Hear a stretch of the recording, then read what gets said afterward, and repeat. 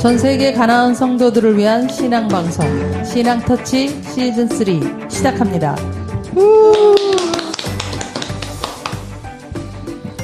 네, 2부에서는요 저희가 지난주에 그 회심과 회개에 대해서 연이어서 이 거듭남에 대해서 더 깊이 좀 살펴보려고 하는데요. 우리 한국교회가 그 1907년도에 평양 대붕 운동을 한 이후에 세계 기독교 역사상에서 참 보기 드문 그런 양적, 질적, 뭐 그런 영적 이런 성장을 했다 그래요.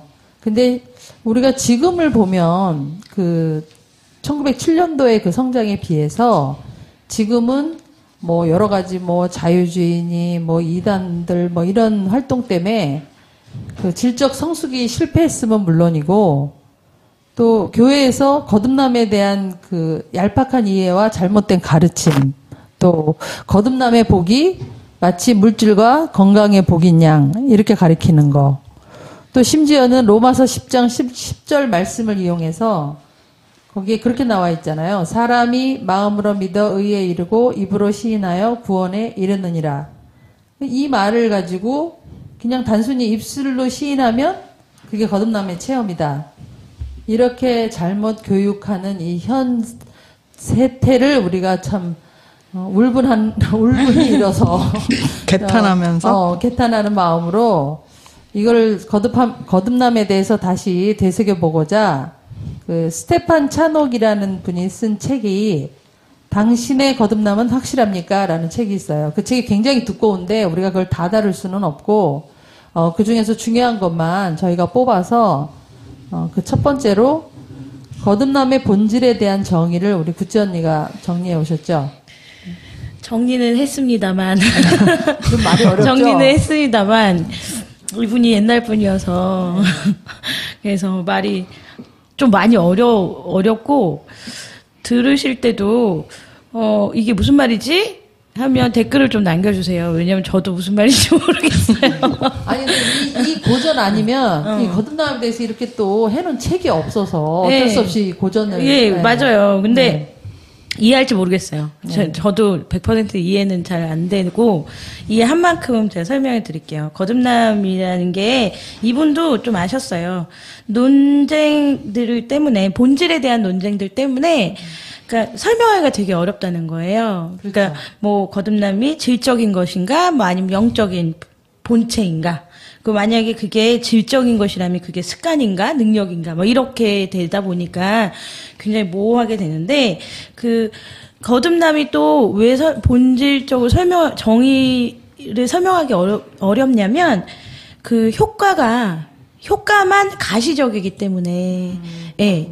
그렇기 때문에 이게 또 어려운 거죠.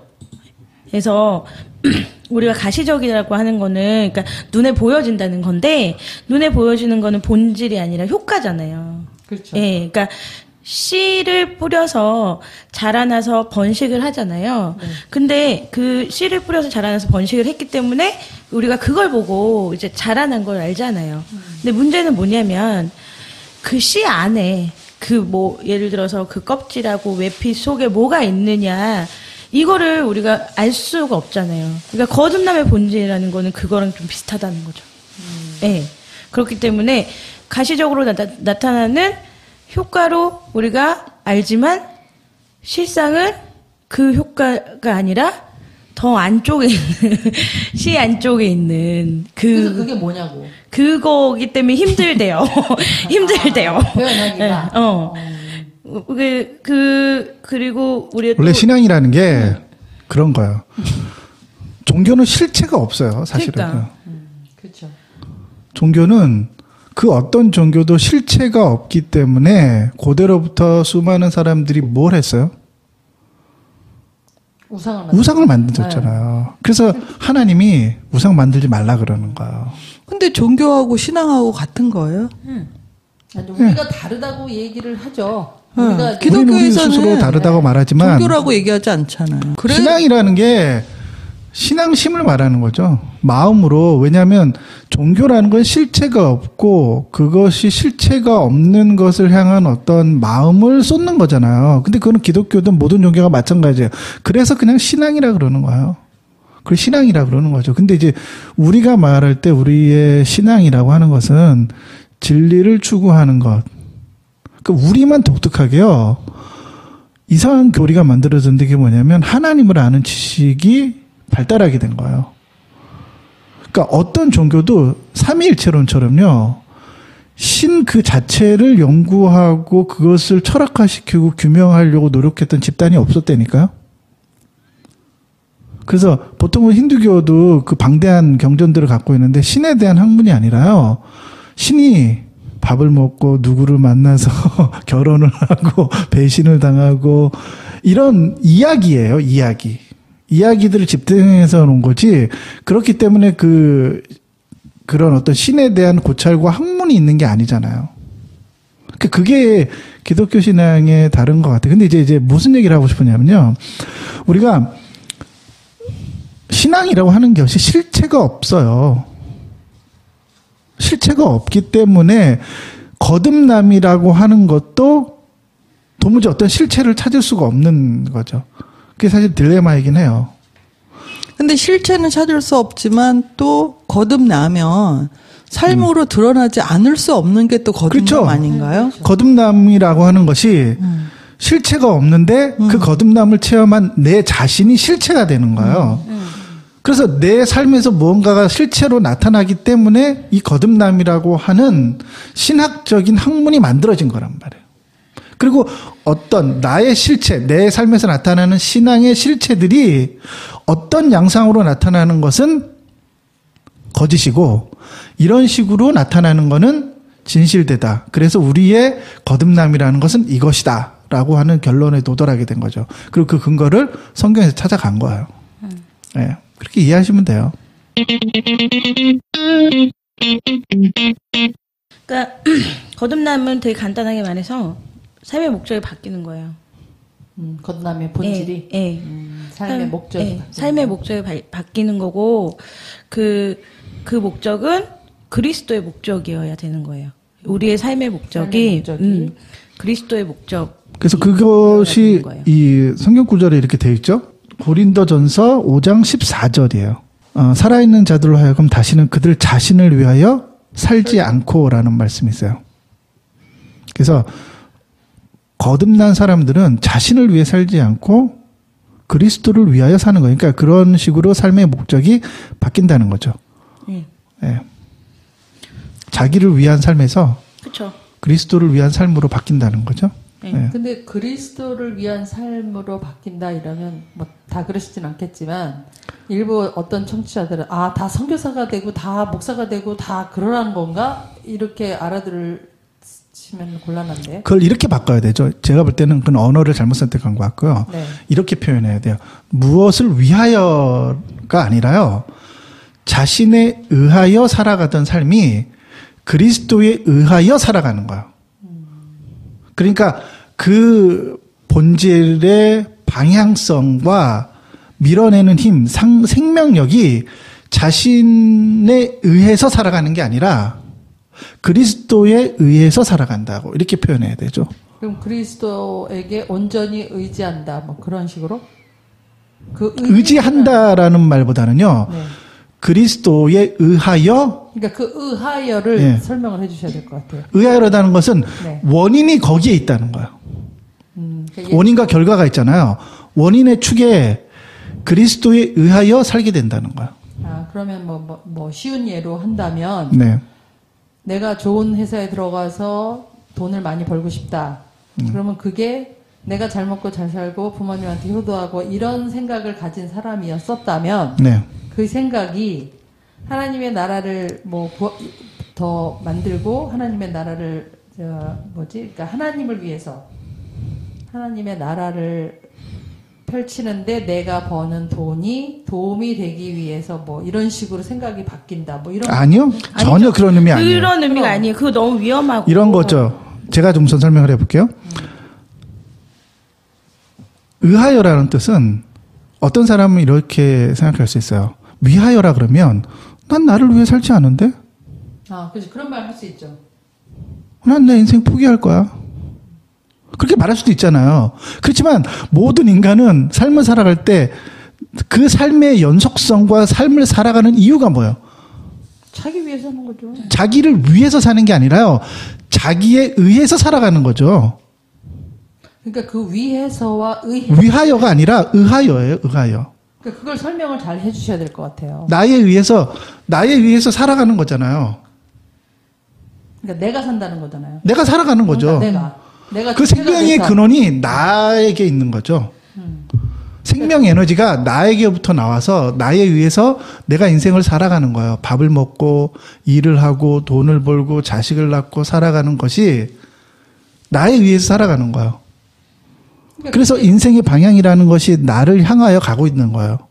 그런데 우리가 말하는 그리스도를 위하여는 그리스도를 위해 죽고 그리스도를 위해서 산다는 말보다는 더 정확한 표현은 물론 그렇게 성경에 표시되어 있죠. 근데 저는 그것이 언어적인 표현의 문제라고 생각하거든요. 더 정확한 표현은 의하여죠. 그리스도에 의하여 살게 된다는 뜻이죠. 그렇게 표현하는 게 더 좋죠. 저는 그렇게 생각해요. 그러니까 그 의하여를 설명해 달라고요. 그러니까 의하여라는 말이 그러니까 위하여는 정확히 목적을 추구하는 거잖아요.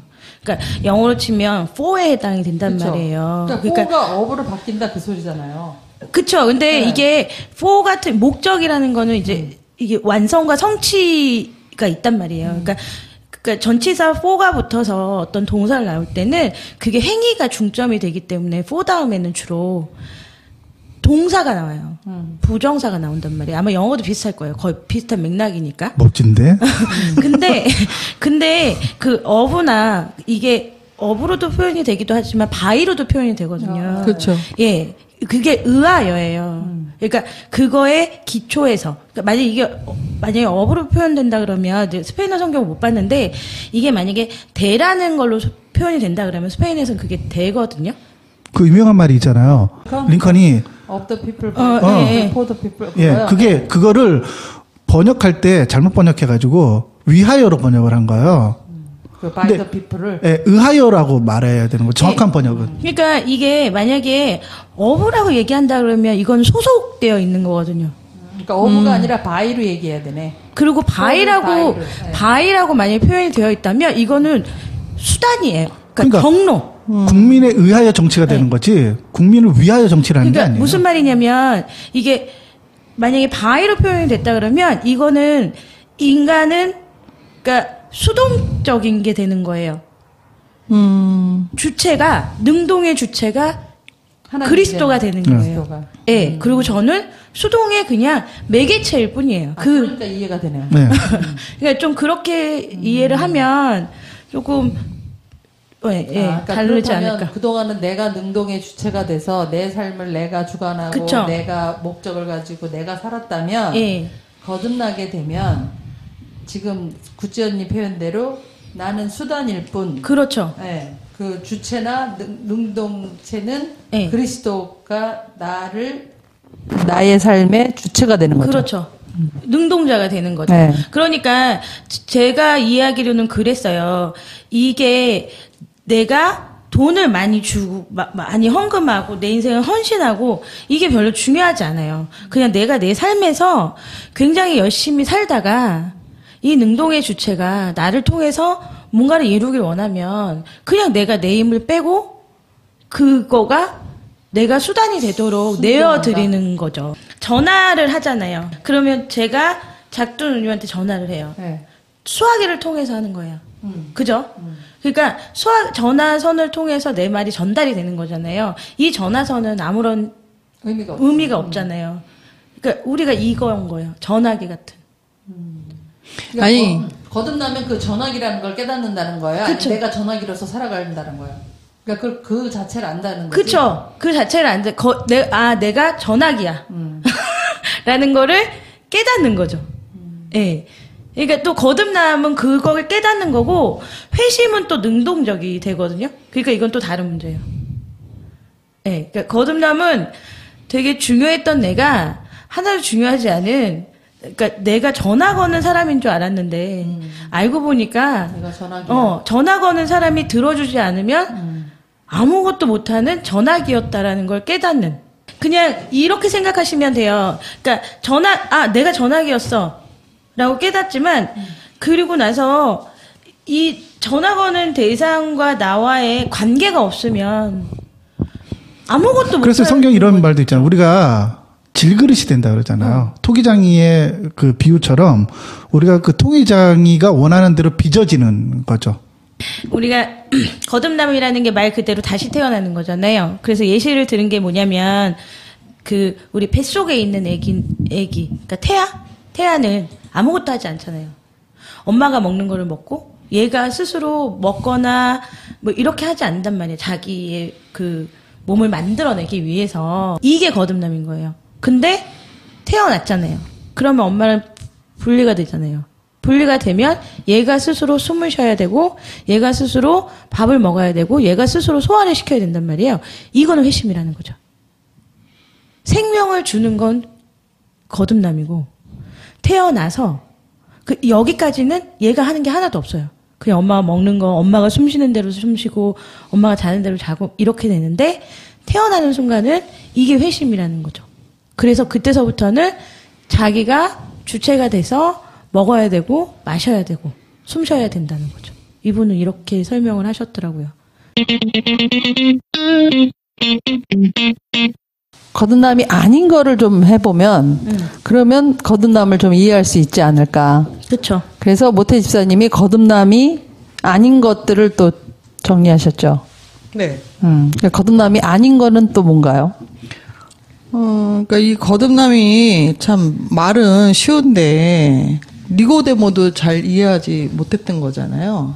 거듭남. 네. 그래서 제대로 이걸 잘 우리가 이해할 수 있을지 모르겠어요. 근데 우선 거듭남이 아닌 것들에 대해서 이 분이 써놓으셨는데 거듭남이 그 본성 자체의 파괴가 아니고 인간의 근본적인 본성과 이성 그 이해력은 그대로 놔두고 그건 사라지지 않는 거니까 그거는 놔두고 기쁨이 더해지고 의지의 새로운 그 성향을 더해지는 것으로 말을 하고 있어요. 지금 그러면 여기서 우리가 나는 거듭나고 예전에 이런 성격이었는데 이렇게 바뀌었어. 이것도 조금 의심해봐야 되는 건가요? 아니면 그게 거듭남이 아니라는 거죠. 그러니까 그게 의심해봐야 된다는 거죠. 네. 그리고 무슨 나는 그런 얘기도 들었는데 뭐 골수까지 바꾸시는 하나님 뭐 그렇게 들었는데 그게 거듭남이 아니라고요? 아니지. 아니 골수가 바뀐다 그래서 성격이 바뀌진 않지. 그러니까 골수라는 말이 그 말의 의미가 성격은 기본으로 바뀌는 거 아니에요? 그 사람을 완전히 뜯어고치는 게 거듭남이다 이렇게 들었는데 그게 아니네. 지금 모태 집사님 얘기 들으니까 그 사람은 있는 그대로 놔둔다는 거잖아요. 그거는 놔두는 거예요. 그 예를 뭐를 들었냐면 그 한센병 환자 를 예를 들었어요. 네. 그래서 그 문둥병 환자를 치료하는 그러니까 문둥병이 낫는 걸 얘기하는 거죠. 혹은 또 금을 재련하는 거 그거에 대해서 예를 들으면서 금은 없어지지 않잖아요. 근데 이제 형체는 변화가 되는데 그 자체의 성질은 없어지지 않는. 본질이 변한다는 것은 새로운 본질이 오는 게 아니라 새로운 어떤 물질이나 새로운 성향이 온다는 뜻이 아니라 구부러졌던 것이 바른 형태로 돌아온다는 거죠. 형상기억학군처럼 이걸 현대적으로 번역하면은 형상기억학군처럼 구부러져 있던 와이어가 원래의 상태로 돌아오는 것이라는 거죠. 근데 그거는 본질이 변한 건 아니잖아요. 근데 본질의 성향으로 되돌아온 거죠. 저는 한번 이런 질문을 해요. 자기 인생에 저는 이제 그런 체험을 23살 때 했었거든요. 스스로를 그러니까 자기 스스로의 거듭남을 어떤 식으로 체험했는지 우리가 한번 얘기해봐요. 두 분은 모태신앙이기 때문에 굉장히 어려울 거예요, 이게요. 왜? 어렸을 때부터 교회를 다녔으니까. 그러니까 그거를 의식적으로 뭔가 의식의 변화가 일어나거나 삶의 양식의 변화가 일어난 게 아니라 어렸을 때부터 그냥 쭉 있어 왔으니까 우리 세리세나랑 똑같지 뭐. 세리세나는 하나님이 있나 없나 고민하지 않아요. 저도 고민해 본 적 없어요. 나는 고민해 봤는데, 그러니까 자라오는 그 중간 과정에서 한 중학교 때 제가 막 이렇게 성경을 되게 많이 읽었을 때가 있었어요. 그렇게 하다가 보니까는 그 왜 교회 안에 그런 부조리 있잖아요. 목사님들 뭐 또 우리 그 전도사님이 너무 그 언니들을 막 이렇게 찝쩍거려가지고 그런 거 보면서 내가 이게 하나님 그런 게 뭔데 그러니까. 그러니까 그런 언니들한테 고3 언니들한테 그 전도사님 되게 젊은 남자였었는데 그런 교회 안에 이렇게 옥탑방 같은 데가 있어요. 근데 그 언니들을 찝쩍거렸어? 거기다가 집어넣고 무슨 짓을 하더라고. 그걸 봤어? 근데, 그냥 그 짓이 이렇게 노골적인 그런 건 아니었던 것 같아. 왜냐하면은 내가 이렇게 교회에 가면 그 언니들이 막 깜짝 놀래갖고 막 뛰쳐나오고 막 이러는 거 보면은, 근데 그 전도사님 되게 잘생겼어. 그리고 또 우리 언니도 그 전도사님 되게 좋아했었어. 그랬는데 그런 거 보면서 막 교회에 대한 어떤 그런 정떨어짐?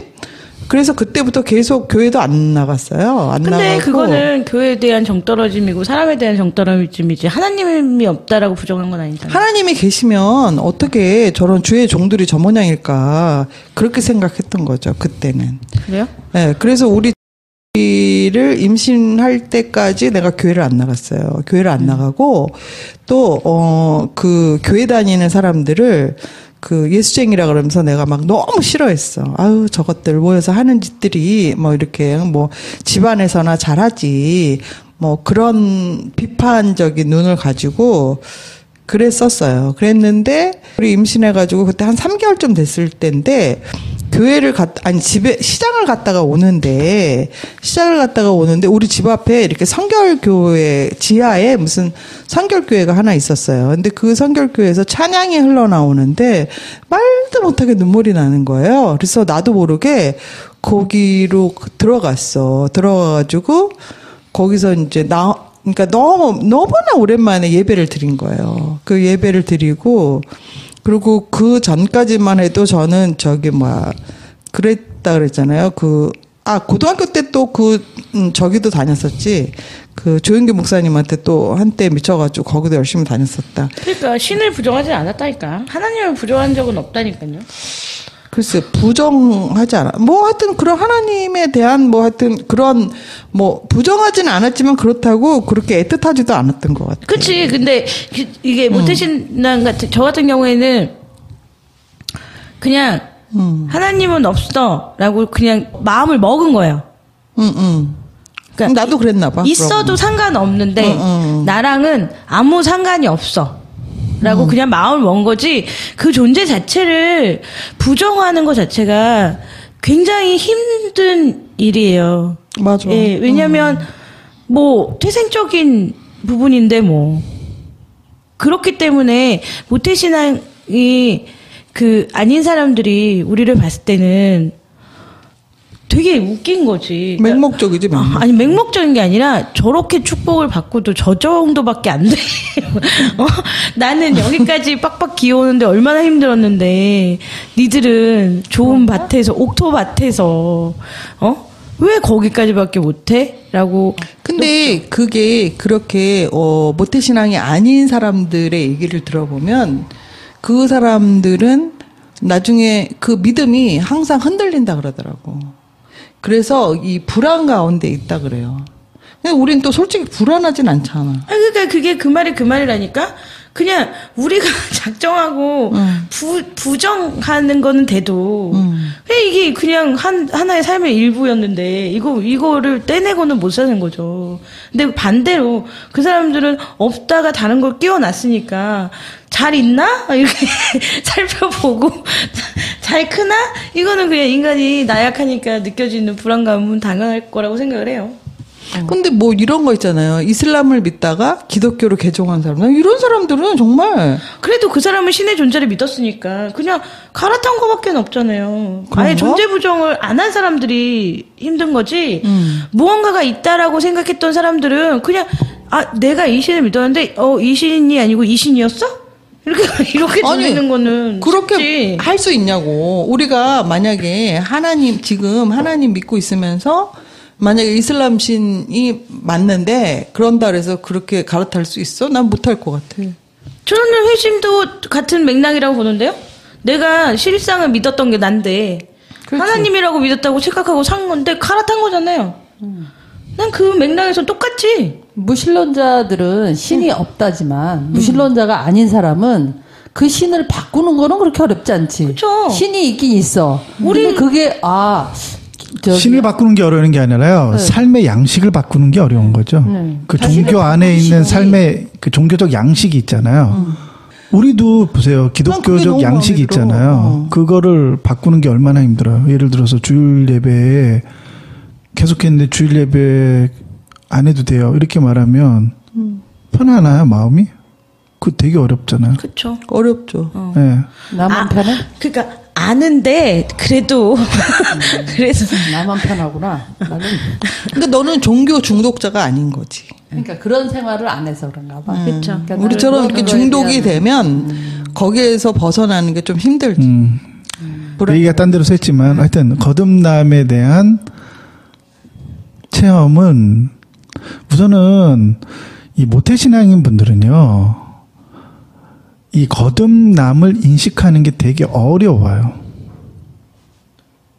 그러니까 왜 어렵냐고. 왜 어렵냐면 전과 후가 없는 거예요. 거듭나기 전과 거듭난 후에가 그 차이가 크지가 않다. 상태가 다르다는 걸 본인이 인식을 잘 못해요. 왜냐하면 어렸을 때부터 종교적 관습과 생활적 양식과 그런 언어들을 사용하고 그런 거를 오랫동안 들어왔잖아요.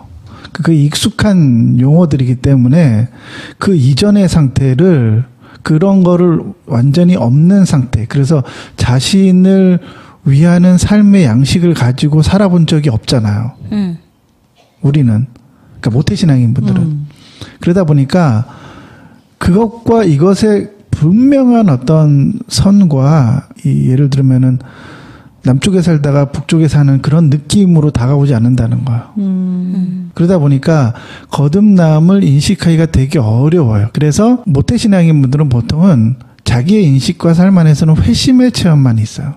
그런 것 같아요. 보통은요. 그래서 거듭남이라고 하는 건요, 우리가 이제 여러 가지 얘기를 했지만 어떤 상태에 현재적으로 놓여 있느냐를 말하는 거예요. 그러니까 거듭남이라고 하는 그런 새로운 생명을 가지게 된 거잖아요. 예전의 삶의 양식은 바뀌고 새로운 삶의 양식을 가지고 들어오는 사람들에게는 그게 분명한 차이가 느껴져요. 우리 작두누님처럼 예전의 본성, 그러니까 이 무당집이나 이런 거 하던 본성 있잖아요. 생활의 습관을 말하는 거야. 육의 본성을 말하는 거죠. 성경적인 표현은.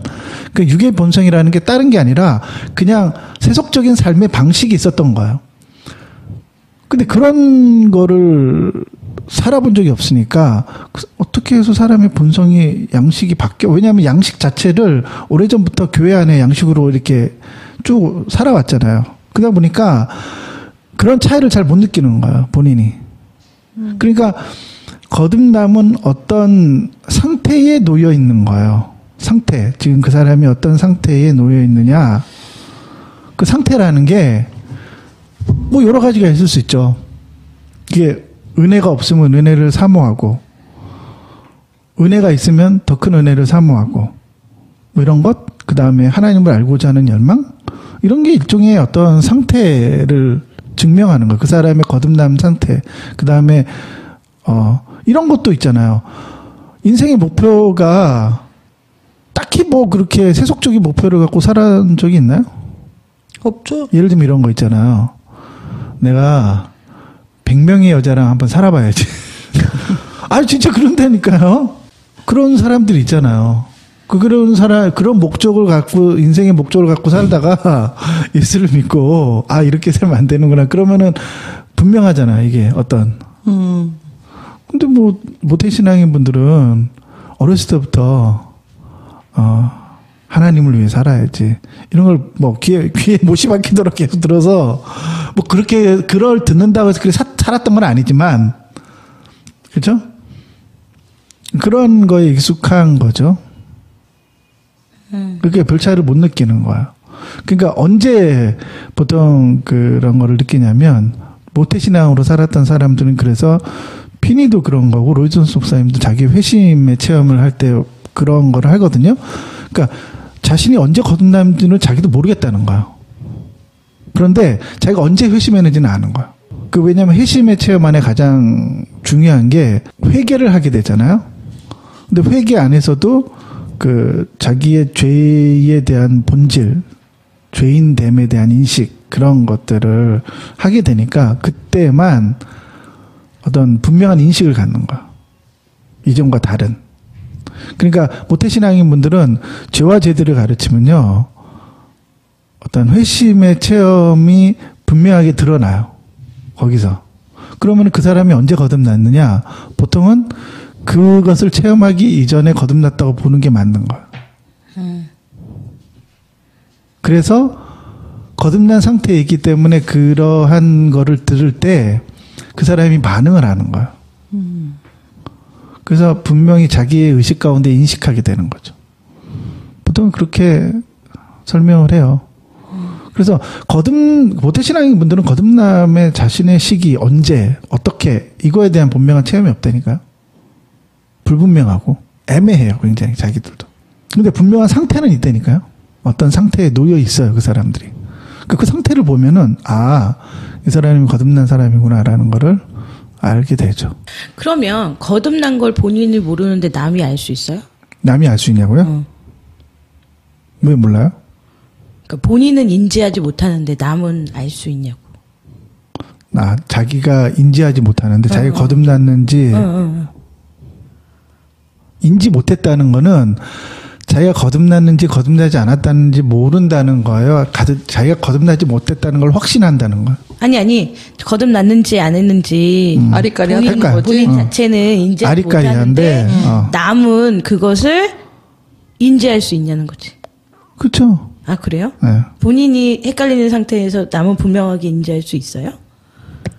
아니요. 남이라는 게 누구를 의미하는 거야? 그러니까 주변 사람들, 나의 주변인들이, 그러니까 나는, 그러니까 우리가 거듭난 언제 했는지 정확히. 근데 거듭나지 않은 사람이 거듭난 사람을 구별할 수 있어? 아니, 그러니까 우리가 같은 크리스천이라고 한다면. 그러니까 크리스천 중에서도 거듭난 사람만이 거듭난 사람을 알아보는 거 아니에요?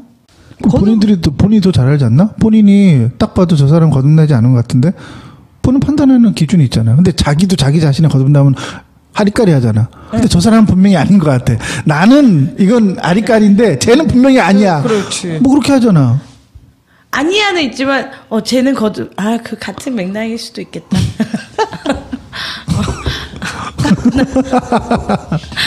그럴 수도 있겠다. 내가 거듭났느냐 안 거듭났느냐 이것 때문에 중요한 거지. 남이야 거듭나든지 말든지 그거는 별로 안 중요한 거 아니에요? 이런 게 문제라는 거죠. 아니 근데 교회의 존립 자체가 교회의 존립과 교회의 본질, 교회의 목표, 교회의 사명이 이 사람을 거듭남으로 이끄는 거잖아요. 이게 중요하죠. 그게 전도 아니야? 판단하려고 그러는 게 아니라 그 그쵸. 사람을 이렇게 제대로 이끌기 그렇죠. 위해서. 중요하죠. 네. 교회의 본질이 저 사람에게 생명이 있는지 없는지를 확인하고 생명이 없는 자에게 생명을 주기 위해서 복음을 전하는 거잖아. 아니 근데 본인이 거듭난 줄 그러는데 알고 있을 수도 있잖아. 자기는 거듭났다 그러는데 자꾸 거기다 대고 보니까 너 거듭나지 않았어 막 이러면서. 아니 그걸 직접적으로 나는 그랬어. 아 그렇게 했다고? 난 진짜 거듭나지 않았는데 본인이 자꾸 거듭났다 그러는 거야. 그 사람 그래서 안 나오지? 그 사람 교회 떠났죠? 떠났을 것 같아. 아니야 떠나지 않았어. 집사님이 떠났잖아. 본인이 떠났고. 아니 다른 그런 기도회에 들어가더라고. 그러니까 내가 자꾸 그런 얘기를 하니까 기도회에 들어가더라고. 너무 열심히야. 기도에 들어갔어. 근데 우리나라는 낮은 자존감과 너무나 많은 컴플렉스와 신분사회 이런 것들을 갖고 있어서 사실 그런 것들을 토론을 하고 얘기를 하고 순모임 때도 얘기를 하고 넌 어떻게 거듭났니? 난 거듭났을까? 아니야, 넌 거듭나지 않은 것 같아. 왜 그래? 그런 얘기들을 자연스럽게 하는 게 뭐가 이상한가요? 이상하지 않거든요. 근데 교회 그것이 자연스러운 문화인데 그런 것이 싸움나지 않아요? 싸움날 것 같은데? 그쵸. 친하지 않은데 그런 얘기 했다가? 뭐 친하고 안 친하고를 떠나서 얘기를 해요. 예. 뭐 얘기를 한다는 게 야, 넌 거듭나지 않았어. 정신 차려. 이거는 아니고요. 제가 그러면서 염증을 느끼는 게 뭐냐면 그 생각 자체, 아까 전에 우리 잠깐 얘기했잖아. 생각 자체를 못하게 만들어요. 그냥 너는 그냥 생각을 하지 말고 그냥 이렇게 시스템에 따라와. 뭐 이런 거 있잖아요. 그리고 뭐 새벽녘 몇 개 맞아. 도장 채우듯이 도장 10개 채우면 커피 하나 주듯이 직분 하나 주고 이런 게 세상과 다를 게 없고 그걸로 도움받는 사람들이 물론 있어요. 그걸 부정하지 않아요. 근데 그 도움이 진짜로 실질적인 도움이 되겠냐는 거죠. 우리가 장기적으로 봤을 때. 그 부분 때문에 김성수 목사님의 설교를 이제 듣긴 하는데, 김성수 목사님 설교가 좋은 이유는 그냥 그거예요. 좀 관점이 달라요. 뭐가 좋냐면, 김성수 목사님 설교나 김남준 목사님 설교는, 이렇게 우리가 어떤 것에 대해서 거듭남도 혼란이 있을 수 있잖아요. 그러면, 이렇게 백과사전처럼 찾아볼 수 있는 거예요.